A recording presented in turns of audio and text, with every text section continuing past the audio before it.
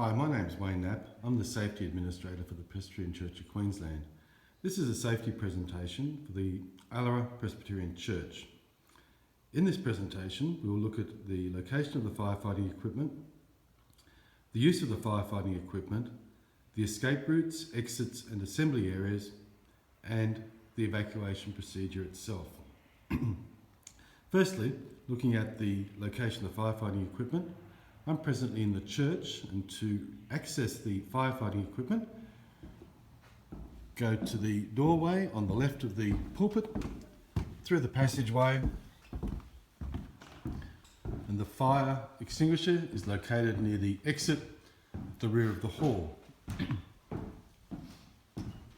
This fire extinguisher is a powder extinguisher, which is suitable for paper, wood, textile fires.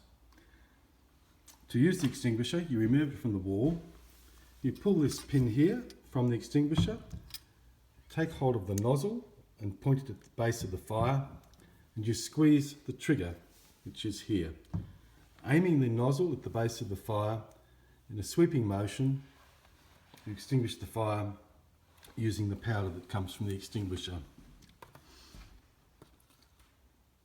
To exit the hall, the exit is through the door onto the landing, then down the ramp and out onto the footpath on Jubb Street, where you'll turn left and go down to Herbert Street. If for whatever reason this access is blocked, walk through the hallway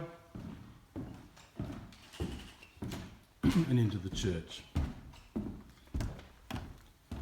If you're in the church, the exit is through the front doors at the church. Go down the stairs, or you can exit by turning left, walking through the small passageway, down the stairs and out onto the footpath, where you'll turn left and go down the street to the intersection of Herbert Street and Jubb Street, where the assembly area is located. We'll now look at the procedures for evacuating.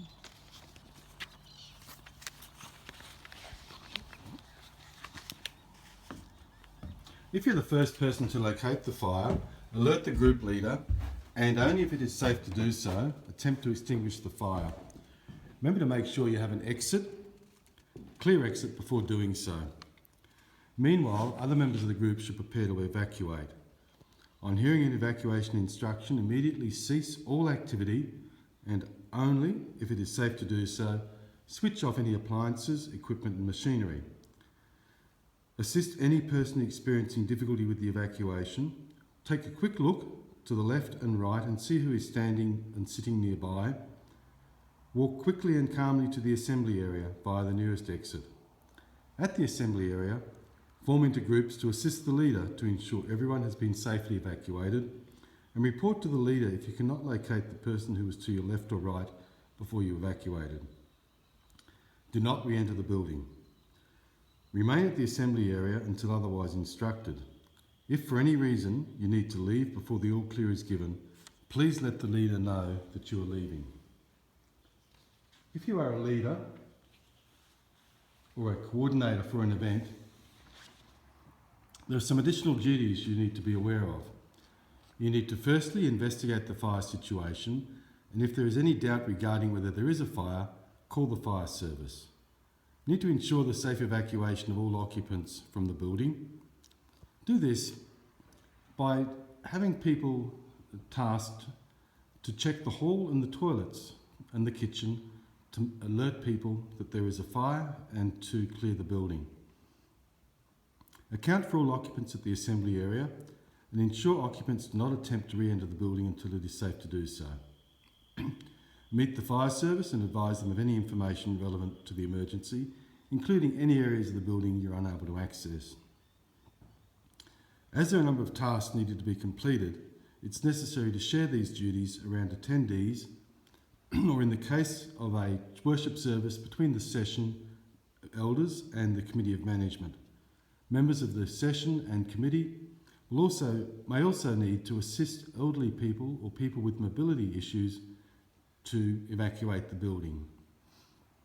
If for whatever reason you cannot access the wheelchair ramp which runs off of the hall, it will be necessary for you to place these persons at the front of the building in the passageway to the left and wait until the fire brigade arrive so they can be safely removed.